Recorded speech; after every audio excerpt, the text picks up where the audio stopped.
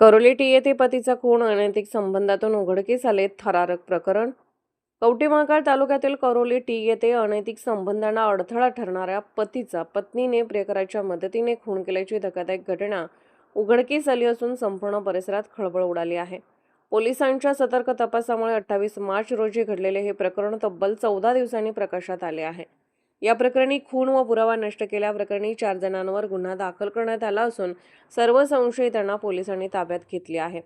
पोलिसांनी दिलेल्या माहितीनुसार मयत भारत इरप्पा करपे यांच्या पत्नी नीलाबाई करपे हिचे बाबाजी गोविंद करपे याच्यासोबत अनैतिक संबंध होते.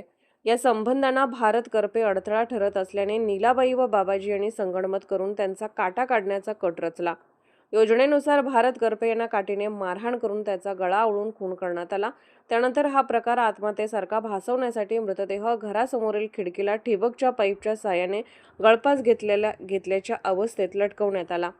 घटनेनंतर मृतदेह जिल्हा उपरुग्णालयात नेण्यात आला. यावेळी मनोज व अनिकेत करपे मयताचे पुत्र यांनी दारू पिऊन मृत्यू झाल्याची खोटी माहिती देत पोलिसांना कळवणे टाळले आणि अंत्यसंस्कार करून पुरावा नष्ट करण्याचा प्रयत्न केला. त्यामुळे या दोघांवरही गुन्हा दाखल करण्यात आला आहे. तपासादरम्यान पोलिसांना संशय आल्याने सखोल चौकशी करण्यात आली आणि अखेर हा खून असल्याचे निष्पन्न झाले. या कारवाईत जत विभागीय पोलीस अधिकारी सचिन थोरबोले यांच्या मार्गदर्शनाखाली पोलीस निरीक्षक प्रवीणकुमार कांबळे व त्यांच्या पथकाने महत्त्वाची भूमिका बजावली.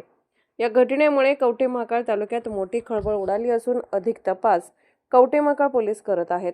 KP प्राईम न्यूजसाठी मुख्य संपादक प्रशांत आठवले.